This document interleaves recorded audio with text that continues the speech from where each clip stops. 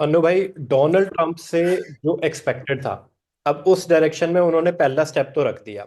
Bitcoin strategic reserve की announcement कल finally हो गई है। तो अब यूजर्स के पॉइंट ऑफ व्यू से मुझे बताओ कि क्या इसके बेनिफिट होंगे, क्या कॉन्सिक्वेंसेज होंगे, और क्या एज एन इन्वेस्टर अब मुझे स्टेबल कॉइन्स की तरफ ज्यादा बुलिश हो जाना चाहिए? बिल्कुल ठीक कह रहे हो। ये one of the biggest event था वेयर इन, आपको पता है, बीइंग वर्ल्ड सुपर इकोनॉमी, तो उनको जो भी वो डिसीजंस लेते हैं वो पूरे वर्ल्ड को एज ए ग्लोबली इम्पैक्ट करता है। तो हम्म। उन्होंने बिटकॉइन को ना एक स्ट्रैटेजिक रिजर्व के लिए उस पर एक बहुत अच्छा डिसीजन लिया है। और उनमें उन्होंने बोला है कि they are targeting to hold 2 lakh bitcoins.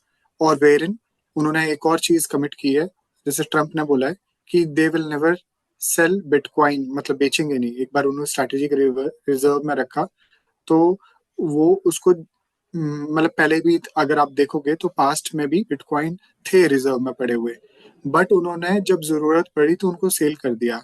And you won't believe it, कुछ मिलियन डॉलर्स हैं। I don't remember the figure exactly, मैं बाद में बताऊंगा आपको। शायद 100-200 मिलियन में उन्होंने बेचा था, जिनकी आज जो करंट वैल्यूएशन है वो $17 बिलियन है।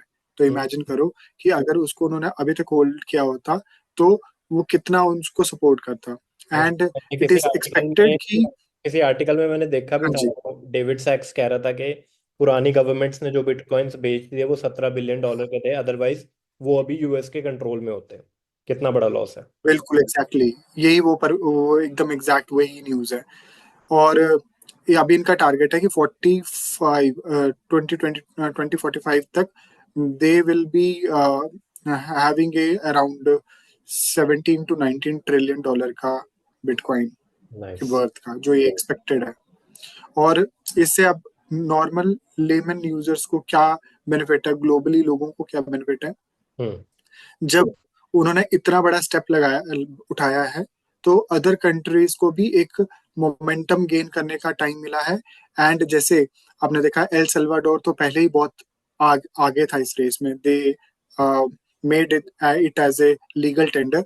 तो अब बहुत सारी कंट्रीज आगे आएंगी और उसकी वजह से ये होगा कि आप सोचो कि बिटकॉइन की डिमांड कितनी हो जाएगी। अगर आप जैसे डेविड सैक्स की बात कर रहे थे तो और क्रिप्टोजार है, उसने भी यही बोला, बोला कि जो बिटकॉइन है ना, इसकी जो वैल्यू है ना, ये बहुत स्केयर है। मतलब जो इसकी, आप समझ रहे हो, टेक्नोलॉजी और इसकी स्टोर ऑफ वैल्यू, ये दो चीजें जब क्लब हो जा रही है ना, तो ये अनबीटेबल है। सबसे पहली बात की अगर आपके पास मान लो एक फिजिकल चीज है, इसके लिए स्टोरेज भी चाहिए और रिस्क भी है।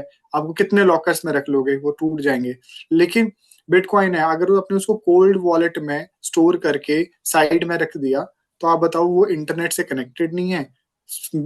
बिहाइंड द सीन बिटकॉइन जब ग्रो कर रहा है तो उसकी वैल्यू भी इंक्रीज हो रही है। Whenever you want to sell it, just connect and you can travel across the borders. Imagine, there is no restriction. मैं सोचो कितनी पावरफुल चीज है।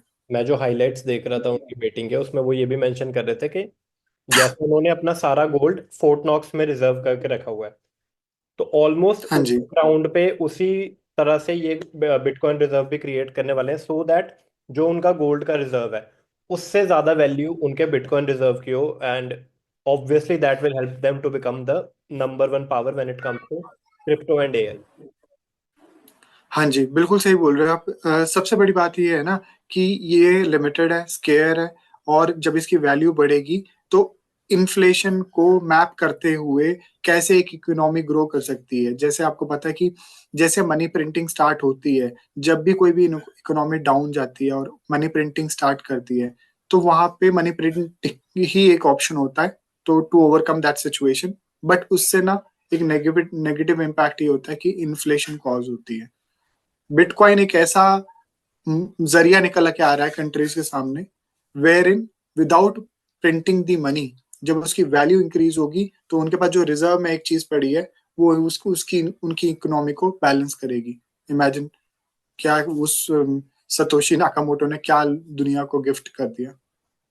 तो चलो, एक चीज तो क्लियर हो गई कि bitcoin is the king, will remain the king, और इसी पे फोकस रहेगा। बट मेरा एक पर्सनल क्वेश्चन यहाँ पे ये है, शॉर्ट में जरा एक्सप्लेन करना कि क्या इथीरियम को भी अब इसकी वजह से बेटर वैल्यू मिलेगी? देखो, इथेरियम डेफिनेटली बिटकॉइन के बाद एक सेकंड मार्केट लीडर रहा है, और हम्म। इथेरियम में भी बहुत अच्छे ऐसे फीचर्स हैं वेरिन वहां पे आप देखो जितनी बहुत सारी क्रिप्टो करेंसीज इस पे बिल्ड होती हैं। तो मेरे बोलने का मतलब ये है कि टेक्नोलॉजी वाइज ये भी बहुत इंपॉर्टेंट है, but bitcoin is unbeatable. But लंबी रेस में अगर आप देखोगे तो Ethereum will stay there and it will keep continue to grow. Why? Because this technology is also advanced. और दूसरी बात ये है कि अभी ये जो आप देखोगे तो वर्ल्ड लिबर्टी में भी उन्होंने बहुत सारे इथेरियम्स को भी स्टेक किया है। कुछ तो उन्होंने उसके पीछे देखा होगा ना, कुछ तो उसके पीछे की साइंस होगी। अभी इसका इथेरियम का एक बहुत स्ट्रॉन्ग अपडेट आने वाला है। अब देखना उसके बाद में एक और मोमेंटम मिलेगा।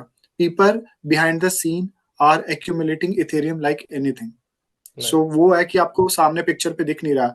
जब उनके बैग्स फुल हो जाएंगे you will see the massive rally. और जब बिटकॉइन इथेरियम और बिटकॉइन में आएगी तो सारे स्ट्रॉन्ग फंडामेंटल ऑल्ट कॉइन्स भी मतलब पुश होंगे ऊपर की तरफ। कूल है जी। तो guys, as per the meeting, it is obvious कि bitcoin is going to be the centre of attention, and we also feel कि अब उस पर फोकस बहुत ज़्यादा बढ़ जाएगा। But please don't take this video as a buying और a selling advice. We are not recommending anything. इन वीडियोस का पर्पस सिर्फ एक ओपन डिस्कशन रखना है, एक प्लेटफॉर्म क्रिएट करना है जहाँ पे हम रेगुलर अपडेट्स शेयर कर सके क्रिप्टो से रिलेटेड। अगर आप चैनल पे पहली बार आए हो तो सब्सक्राइब करना ज़रूर, so that you don't miss out on any updates regarding cryptos.